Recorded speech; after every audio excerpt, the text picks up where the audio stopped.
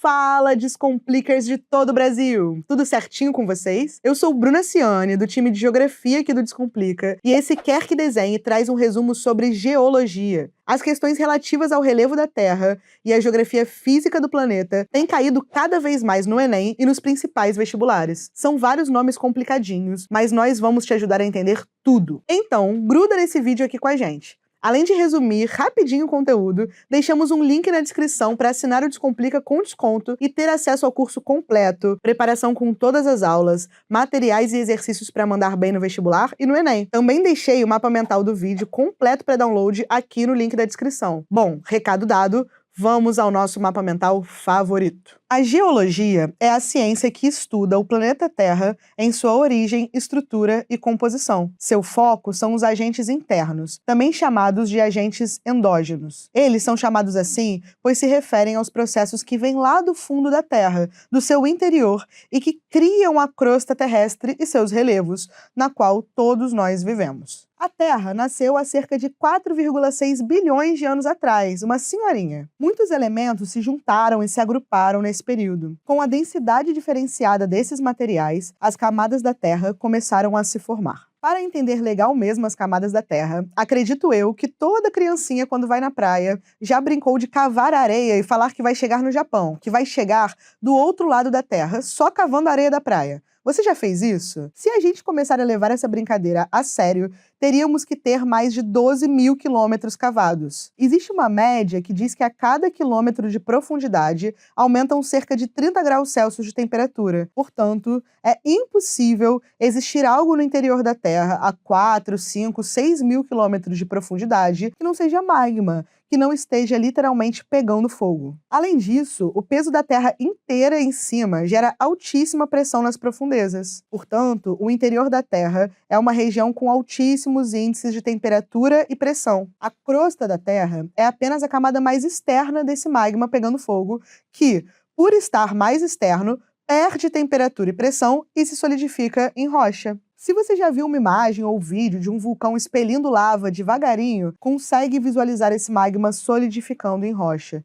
Inclusive, a gente pode chamar a crosta terrestre de litosfera, que significa literalmente camada rochosa. Enquanto isso, lá no interior do centro da Terra, aqueles elementos pesados de ferro e níquel se juntaram e se solidificaram, também pela alta pressão, formando um núcleo sólido. Lá é a região mais quente e mais profunda. Esse núcleo sólido está a cerca de 6 mil quilômetros de profundidade e a cerca de 5 mil graus Celsius de temperatura. Logo acima dele, entre 5 mil quilômetros e 2.800 quilômetros aproximadamente de profundidade, temos um núcleo externo composto basicamente por ferro líquido, que está a cerca de 4 mil graus de temperatura. Logo acima, o manto, com mais de 2 mil quilômetros de espessura, que também é composto de magma, mas com uma temperatura um pouco mais baixa. Olha que friozinho, numa média de 2 mil graus Celsius. Entre o manto e a crosta solidificada, temos a astenosfera, camada pastosa de transição, nem tão quente a ponto de ficar líquida, nem tão fria a ponto de se solidificar como uma rocha. Agora, uma das partes mais impressionantes. A crosta sólida, ou litosfera, não passa de 70 quilômetros de espessura. Só para ter uma noção de escala, o ponto mais alto da Terra fica no Monte Everest, na Cordilheira do Himalaia, e não chega a 9 quilômetros de altura. O ponto mais profundo da crosta está nas Fossas Marianas, e não chega a 11 quilômetros de profundidade. Comparado com os 6 mil quilômetros de material fervendo, o qual essa fina crosta está em cima, 70 quilômetros parece bem pouquinho, né?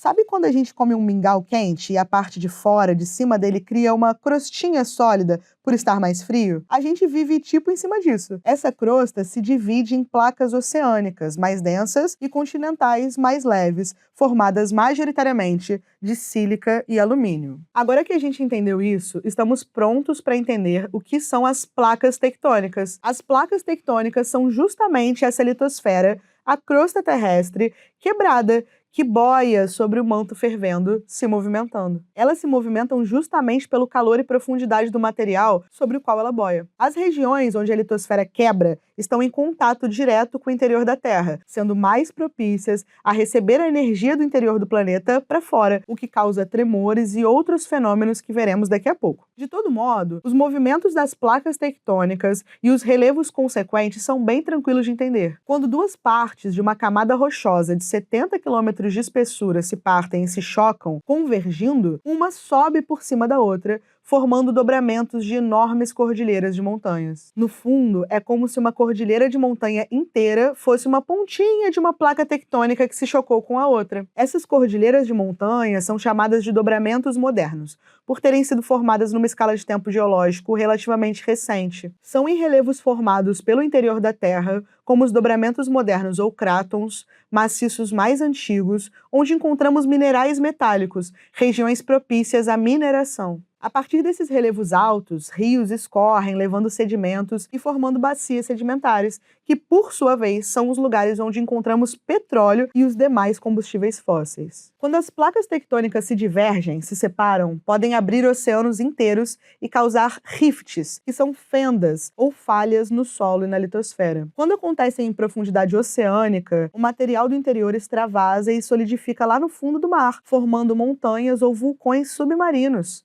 Ainda o movimento transcorrente, ou transformante, quando uma placa nem se choca nem se separa da outra, mas esbarra lateralmente. Um relevo famoso que é consequência desse movimento é a falha de San Andreas, nos Estados Unidos, entre a placa do Pacífico e a placa norte-americana. Essa falha tangencial se prolonga por cerca de 1.290 quilômetros através da Califórnia. Um bom exemplo real para entender esses processos foi a separação da Pangeia. Quando observamos um mapa mundi, é comum reparar que as bordas dos continentes parecem se complementar, como se pudessem se encaixar. Este fato, além de inúmeros estudos e evidências fósseis, ajudaram a endossar a teoria de que as placas se movimentam. Pangeia era o nome do supercontinente contínuo antes das placas continentais começarem a quebrar e a se movimentar, se afastando. Quando a placa sul-americana se separou da placa africana, abriu-se o Oceano Atlântico. No fundo dele, com o material que vazou do interior da Terra nessa separação,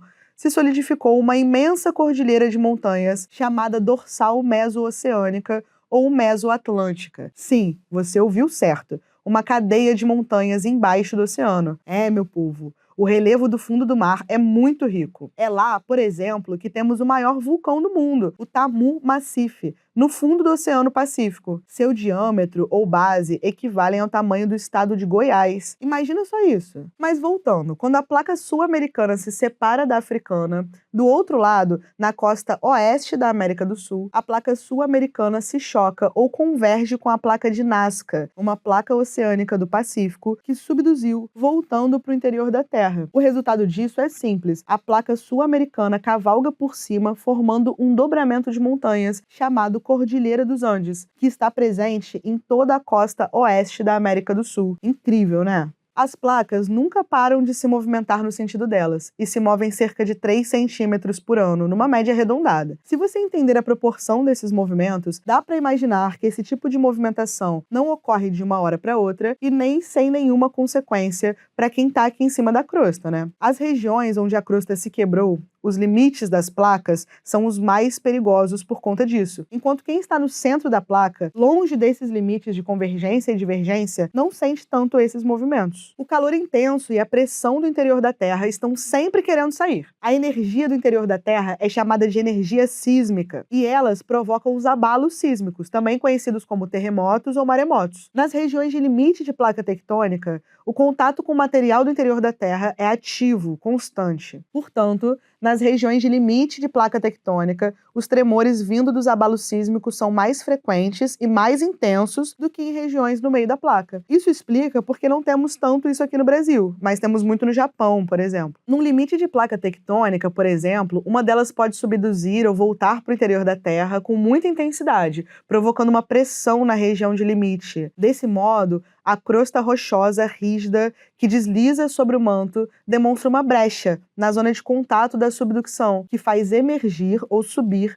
um conjunto de ilhas ou vulcões. Quando o magma chega na superfície, ele solidifica, mas às vezes o meio dessa estrutura continua quente, permitindo a passagem de magma do interior para fora da Terra. É o que chamamos de vulcão. Quando o magma chega na superfície, chamamos de lava. Essa lava pode sair de forma amena, escorregando e logo se solidificando, ou pode sair de forma explosiva, causando um fluxo piroclástico de gases que é mais mortal do que o contato com a lava em si. Isso vai depender da composição do material magmático em questão. A erupção do vulcão Vesúvio, em Pompeia, foi um exemplo disso, onde as pessoas morreram petrificadas na posição em que estavam, deixando também testemunhos do ocorrido. Procure essas imagens, é impressionante. Às vezes, a erupção explosiva pode ser tão forte que consegue aumentar a acidez das chuvas pelos gases que o vulcão emite. Já nas regiões vulcânicas, onde o magma sai de forma amena, podem se formar solos férteis, como é o caso da Terra Roxa, que é avermelhada e rica em basalto,